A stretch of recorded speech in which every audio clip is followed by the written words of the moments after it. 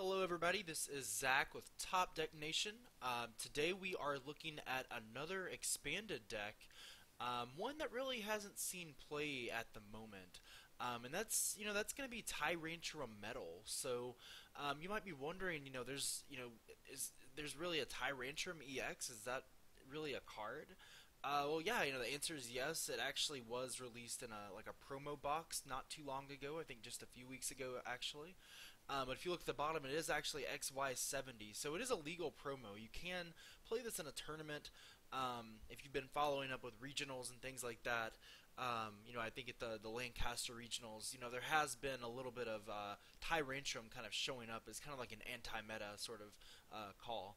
But yeah, Tyrantrum is a thing, and clearly the best way at the moment is to kind of pair it up with metal, simply because if you look at the attack, the Dragon Impact, it's using 2 metal energy to actually use that attack. So, for that reason, we are kind of pairing it up with metal. And, aside from that, it's kind of like your toolbox kind of metal deck. It's got an answer to, a lot of different things in the format. So, let's go ahead and jump into this and take a look at the deck to see how it works exactly. So, like I said, Tyrantrum-EX, he is going to be your main attacker in most cases. He has that Dragon Impact attack that does a whopping 190 damage. That's really enough to knock out pretty much any normal EX in the format. Anything that's not really a mega. Maybe, save Wailord or something like that. But if you're looking at like Yveltal-EX or Keldeo-EX, these are the cards and decks that have really been seen a lot of play in regionals lately. So, Dragon Impact can kind of go right through that. Even if Keldeo-EX had like a Hard Charm or Eviolite on it, it would still go through that and do enough damage to knock it out. The downside about the attack is that it's kind of costly. Not only is it 4 energy, but you have to discard 3 energy just to use it. So, very high risk, high reward. You can knock out pretty much anything on the board, but you have to lose, 3 energy. You have to discard 3 energy on Tyrantrum. So, something to keep in mind. And something else that's really awesome about this card is its ability, its Despotic Fang ability. It says that damage from this Pokemon's attacks is not affected by any effects on your opponent's active Pokemon. So, it's very similar to Genesect's G Booster, that Ace Spec card that lets you basically add an additional attack to Genesect. In the sense that, Despotic Fang allows Tyrantrum to go through abilities like Safeguard. It can go through, Pyroar's ability as well. So, it's a really awesome card that pretty much can just go through anything. So, that's why we're playing this card. It's a heavy-hitting EX attacker, and it has a lot of synergy with metal, as we're going to find out here. So, obviously, Tyrantrum is good, but it can't handle everything. What if my opponent decides to play like a mega card that has an advantage against Tyrantrum? Well, in that case, what we're going to be looking for is Giratina-EX. If we're already going with the dragon theme, why not play Giratina with it as well? Especially since it's using colorless energy, so we can use metal with it as well. So, Giratina, pretty well known, mainly in that Seismitoad Giratina deck that's been doing pretty well at regionals, especially this week in Lancaster, it looks like. But it has that Chaos Will attack, and much like Seismitoad-EX, this card is really focused on locking your opponent in. So it does 100 damage, which is, pretty solid. It's 2-shotting most cards, most EXs. But it says that your opponent can't play Pokemon Tools, Special Energies, or Stadium cards during their next turn. And that's pretty huge. For example, if you're playing against like an Yveltal Garbodor deck, they rely on having a tool on Garbodor to shut off your abilities with that Garbotoxin. However, if you manage to get the Chaos Will and you're doing some damage that way, you're locking your opponent from playing tools, so they can never actually put the Float Stone or the Muscle Band or something on Garbodor to actually lock it in. So, very good in a lot of matchups, particularly anything using Megas. So, like Mega Rayquaza, Primal Groudon, Mega Manectric, for example. Renegade Pulse, his ability here, it's actually preventing effects of attacks, including damage done to this Pokemon by all Megas. So that's a pretty insane ability in a format that has started to actually shift towards megas, thanks to thanks to the Pokemon Company actually making these Spirit Link cards to make these megas playable. I'm still kind of hoping for that Venusaur Spirit Link, that Charizard Spirit Link, but they're definitely going in the right direction. I can put it that way. So yeah, that's why Giratina is in there. And then keep in mind we are using Double Dragon Energy. So Double Dragon's gonna let you actually make Giratina and Tyrantrum, make their attack cost a little more affordable. The downside is that it's special energy, but it does count as 2 energy, so that is pretty cool. Okay, and then, we also have some other attackers here. We've got Aegislash. Aegislash is very good against, Giratina decks, Toad decks, things like that. Anything playing special energy, thanks to that Mighty Shield ability. And then, of course, we have Slash Blast. So, you can quickly kind of stack a bunch of energy on Aegislash and make him do a ton of damage. So, that is why we play Aegislash. It is a colorless attacker. And, yeah, it works very well, actually. Right, and then of course for our Bronzong line, I'm playing a 3/3 line. That's pretty standard right now, especially if you have some sort of, recovery card like Sacred Ash or Super Rod. You don't have to really worry about playing like a 4/4 line. That kind of slows the deck down. It makes it a little bit clunky. So, a 3/3 line of Bronzong, it has that Metal Link's ability, which is very awesome.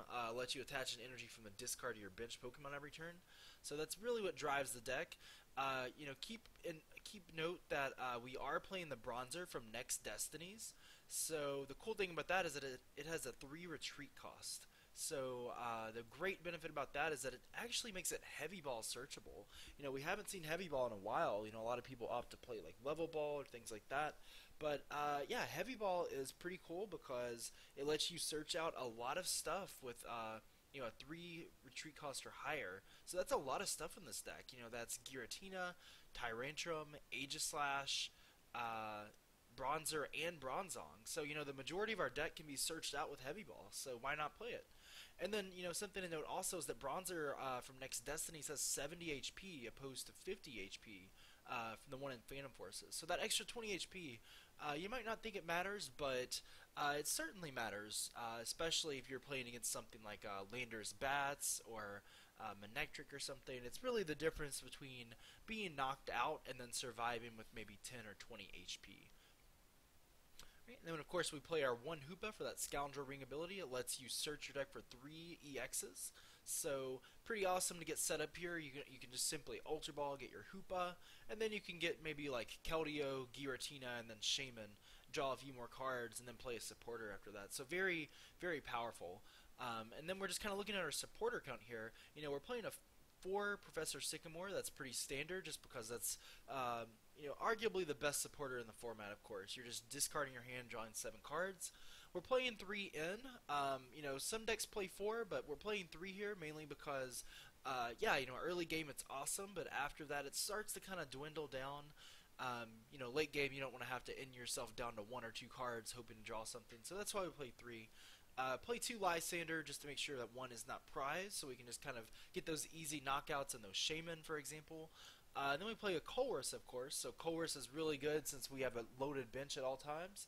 And then, the card that has the most synergy with Colress is, of course, Skyfield. And that's another reason why this deck does work right now, because it lets me have up to 8 bench Pokemon. So, I can not only get my Bronzong line, but I can also get my attackers, my Keldeo, my Hoopa, things like that on there. And if my opponent decides to replace my stadium with, say, like a Burbank City Gym, that's perfectly fine, just because, that's going to let me discard some stuff that would normally be like a liability. So, if I had 2 Shaman on the bench that I used to get set up, I get to discard those, and then maybe I can even play a Skyfield right after, just in case or something, to kind of disrupt my opponent there. So we are playing 1 Keldeo as well. Keldeo's awesome for that rush-in ability. It lets you switch the active with Keldeo, and then you can kind of retreat it out for free with Floatstone. So, for example, if Tyrantrum is using Dragon Impact, this is a pretty good combo because I can power up Tyrantrum, use his attack, discard the energy, and then going into my turn, I can just kind of rush and retreat and just kind of rinse and repeat. Go do that over and over until you just kind of win the game through just sheer force. We're also playing a couple Muscle Band because you might be just a little bit off damage-wise. Otherwise, if you think about it, One of the most popular megas that's played is Mega Manectric. Well, Mega Manectric has 210 HP, and I'm only doing 190. So by putting that muscle band on there, it's really putting me in the range of these magic numbers. The same as with Giratina. Normally, Giratina isn't going to be two-shotting these Pokemon, these Mega Pokemon EXs. So with Muscle Band, I will be able to do that. And then, something else that I, also want to mention is I'm also playing one Druddigon from Flashfire. For those of you who aren't familiar with Druddigon, Druddigon's actually pretty cool. He has that revenge attack that says if any of your Pokemon were knocked out by your opponent's attack, it does 70 more damage. So for a couple metal or maybe even a single double dragon energy, I can hit for 90, and that's pretty good. That gives you a nice non-EX attacker.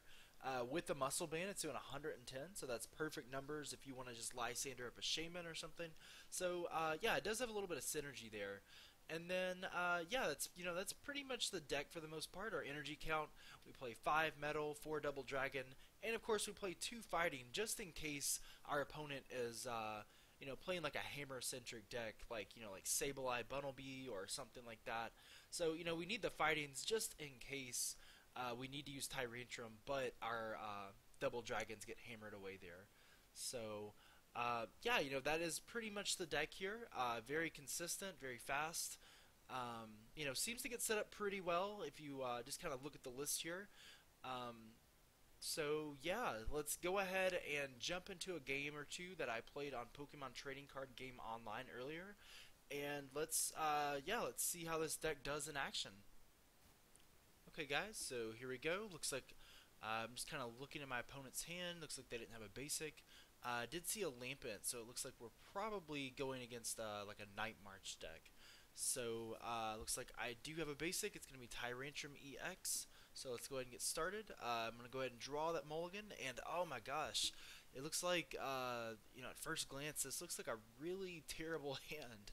I really don't want to have to discard 3 double dragon energies.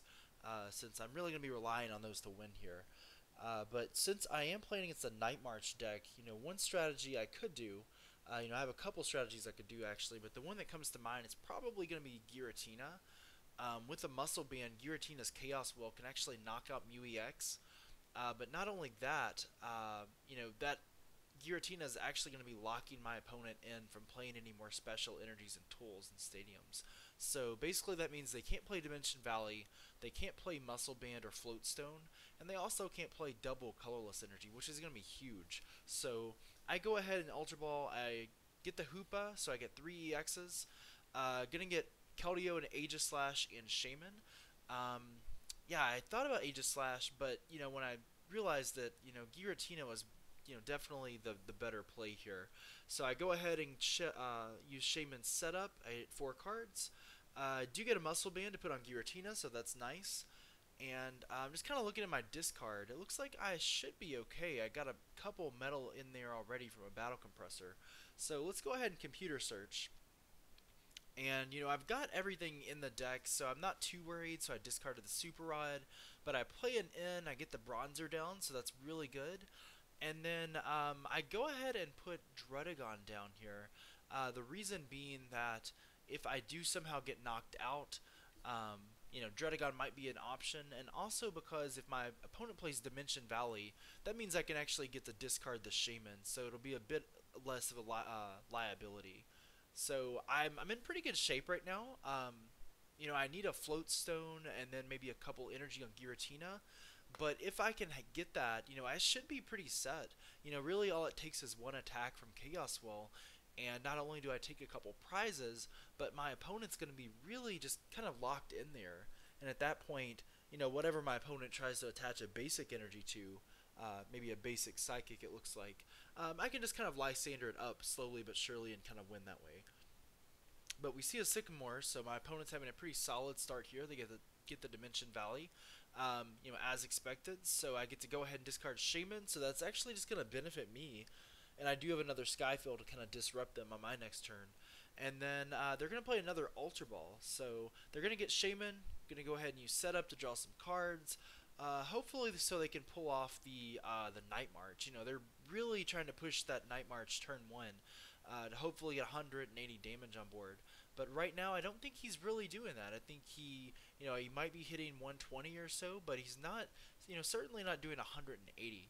So he's gonna go ahead and use Night March. He doesn't get the knockout, so I can go ahead and put down Skyfield and put the Bronzer down. And I've got a decision to make. Should I put down the Fighting Energy or should I just Juniper or Sycamore? I'm sorry.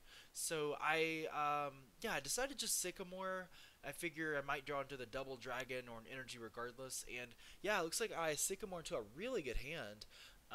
This is actually going to let me pull off the Chaos Will and pretty much secure my win here because once they're locked out of their energy in their Dimension Valley, there's not much they can do. So I go ahead and Metal Links twice. I can go ahead and Ultra Ball just to get another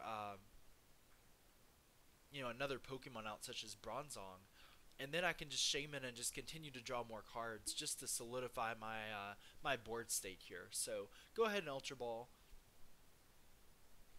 And really, I'm just kind of looking through the deck. But at this point, I'm really wanting that Bronzong. But I did put the Bronzer out this turn, so unfortunately I can't evolve it. But I can still draw 5 cards thanks to Shaman's setup ability. So I'm kind of debating about playing that or not. But certainly probably the best play here, just to draw more cards like that VS Seeker there.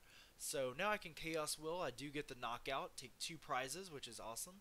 And my opponent is really going to be stuck here because they can't Dimension Valley anymore. Mew can't even use Night March unless that stadium's out. Mew's going to have to wait a couple turns before it can actually use that attack. So, with my opponent realizing this, we may see a concession just because, they're completely locked in here. So we see a VS Seeker for a Teammates. They're going to go ahead and play Teammates. But really all they can get is maybe a Psychic Energy or something because they can't really get much else. They're going to have to wait a couple turns if they want to do that. So, and wow, we do see the concession. My opponent realizes, there's no way I can come back from this. And we are able to take the victory. So, Giratina, coming to the rescue with that Chaos Will attack. So that's awesome. That's huge. But let's go ahead and jump into another game here. And this one, I believe, is against a Blastoise player. Archie's Blastoise. Huge turnout at Houston and Arizona regionals. It pretty much dominated in Houston. 3-time world champ Jason Klasinski, got second place with Blastoise. So, kudos to him. And yeah, certainly a great deck. But I'm going to go ahead and start off with Tyrantrum. Looks like my opponent's actually playing Suicune, so this could pose a bit of a threat here. Simply because it can't be touched by EXs. So, you have to play this strategy pretty conservatively just because, most of my attackers are these big, bulky EXs, and Suicune just kind of goes right through them. But fortunately, Tyrantrum does have that Despotic Fang ability I mentioned, so it can go through these abilities. It can go through Safeguard, so that should be our saving grace, hopefully. But I go ahead and get out Hoopa and Skyfield. I'm going to go ahead and just kind of thin my hand down as much as possible just to draw as many cards as I can to get set up. And I use that setup ability. I'm going to go ahead and Battle Compress, probably get a couple energy and maybe Supporter for next turn. Usually I like to get something like Lysander or Chorus, so you're kind of thinning the deck out, just getting like a relevant supporter. Chorus is probably what I would get here, just because I know my opponent's going to probably put a bunch of Pokemon down, so that's only going to benefit me in the next turn or two. And then, yeah, I can just kind of throw stuff down and thin my hand down and play an N. So I draw a fresh 6 cards. Certainly want to go ahead and get a Bronzer out.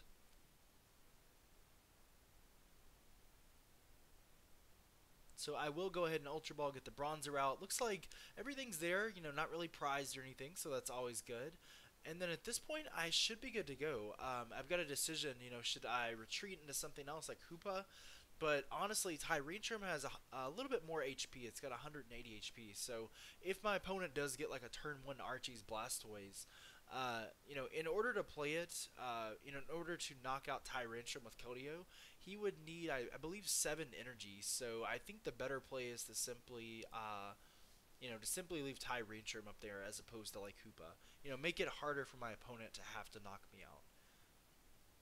So we do see a Regice, which is sometimes common with Blastoise.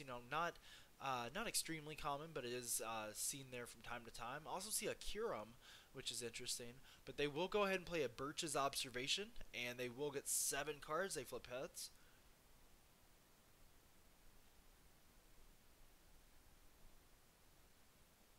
Right, and it looks like they'll go ahead and attach. Since they did use Birch's Observations, they weren't able to use Archie's, so something to keep in mind is that it may take them another turn or two to actually get set up here. So we really need to use that to our advantage here, and that way we can just kind of steamroll our opponent.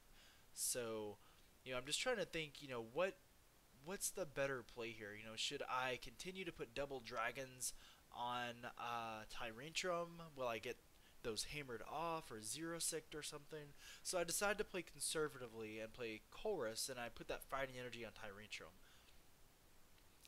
So I can go ahead and heavy ball, get a bronzer out, and at this point, I've really got a really awesome setup. The only thing holding me back, of course, is the fact that they did play a startling megaphone last turn, so I can't rush in retreat at this point. It's times like this that I wish I had maybe a third floatstone in the deck or something. Startling megaphone isn't really played too much anymore. A lot of people prefer that consistency of being able to play Xerosic, just because you could always VS Seeker and use Xerosic multiple times. But the downside is that that does use your supporter for the turn. So this person is opting to play that faster method, that startling megaphone that doesn't hinder you from using your supporter. So I decided to Metal Links to the Bronzong, or to the Tyrantrum. I get another bronzer out. So, my board state is pretty much set up. If I can manage to get a floatstone, then I should be good to go here. Suicune is slowly but surely building energy up, but hopefully I can disrupt it and knock it out before it can actually start hitting me. He plays an Ultra Ball for a Blastoise, so I'm curious, if this person, has everything in their hand for the Blastoise next turn.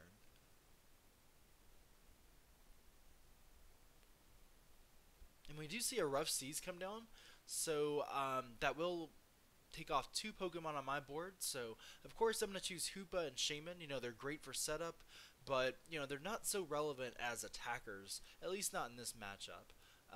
Maybe in, like, Night March, you might see Shaman do, like, a Sky Return or something, but in this matchup, I'm perfectly fine with getting rid of those cards.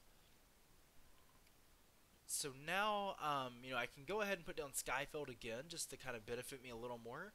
I can Ultra Ball to go ahead and get that second Bronzong, just to kind of solidify my board state and make sure I've got all the energy acceleration I need.